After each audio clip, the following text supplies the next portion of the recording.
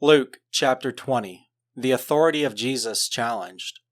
One day, as Jesus was teaching the people in the temple and preaching the gospel, the chief priests and the scribes with the elders came up and said to him, "Tell us by what authority you do these things, or who it is that gave you this authority." He answered them, "I also will ask you a question. Now tell me, was the baptism of John from heaven or from man?" And they discussed it with one another, saying, "If we say from heaven, he will say, 'Why did you not believe him?' But if we say from man, all the people will stone us to death, for they are convinced that John was a prophet." So they answered that they did not know where it came from. And Jesus said to them, "Neither will I tell you by what authority I do these things." The parable of the wicked tenants. And he began to tell the people this parable. A man planted a vineyard, and let it out to tenants, and went into another country for a long while. When the time came, he sent a servant to the tenants so that they would give him some of the fruit of the vineyard. But the tenants beat him and sent him away empty-handed. And he sent another servant, but they also beat and treated him shamefully and sent him away empty-handed. And he sent yet a third. This one also they wounded and cast out. Then the owner of the vineyard said, "What shall I do? I will send my beloved son. Perhaps they will respect him." But when the tenants saw him, they said to themselves, "This is the heir. Let us kill him so that the inheritance may be ours." And they threw him out to the vineyard and killed him. What then will the owner of the vineyard do to them? He will come and destroy those tenants and give the vineyard to others. When they heard this, they said, "Surely not."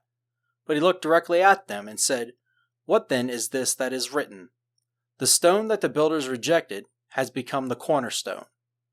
Everyone who falls on that stone will be broken to pieces, and when it falls on anyone, it will crush him."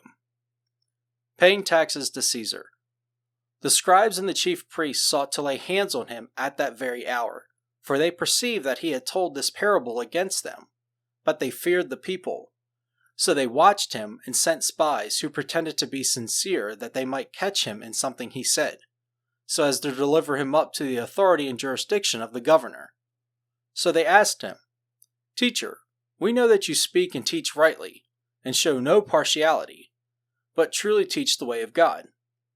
Is it lawful for us to give tribute to Caesar or not?" But he perceived their craftiness and said to them, "Show me a denarius. Whose likeness and inscription does it have?" And they said, "Caesar's." And he said to them, "Then render to Caesar the things that are Caesar's, and to God the things that are God's." And they were not able in the presence of the people to catch him in what he said, but marveling at his answer, they became silent. Sadducees ask about the resurrection. There came to him some Sadducees, those who deny that there is a resurrection.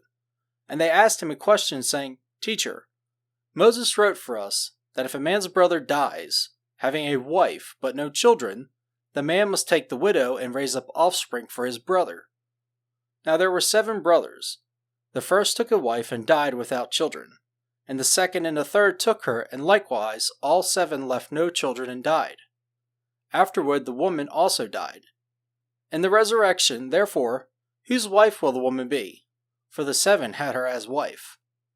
And Jesus said to them, "The sons of this age marry and are given in marriage, but those who are considered worthy to attain that age into the resurrection from the dead neither marry nor give in to marriage.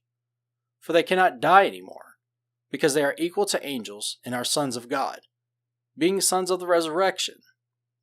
But that the dead are raised, even Moses showed in the passage about the bush where he calls the Lord the God of Abraham, and the God of Isaac, and the God of Jacob. Now he is not God of the dead, but of the living, for all live to him." Then some of the scribes answered, "Teacher, you have spoken well," for they no longer dared to ask him any questions. Whose son is the Christ? But he said to them, "How can they say that the Christ is David's son? For David himself says in the book of Psalms, 'The Lord said to my Lord, sit at my right hand until I make your enemies your footstool.' David thus calls him Lord, so how is he his son?" Beware of the scribes. And in the hearing of all the people he said to his disciples, Beware of the scribes who like to walk around in long robes and love greetings in the marketplace and the best seats in the synagogues and the places of honor at feasts, who devour widows' houses and for a pretense make long prayers. They will receive the greater condemnation.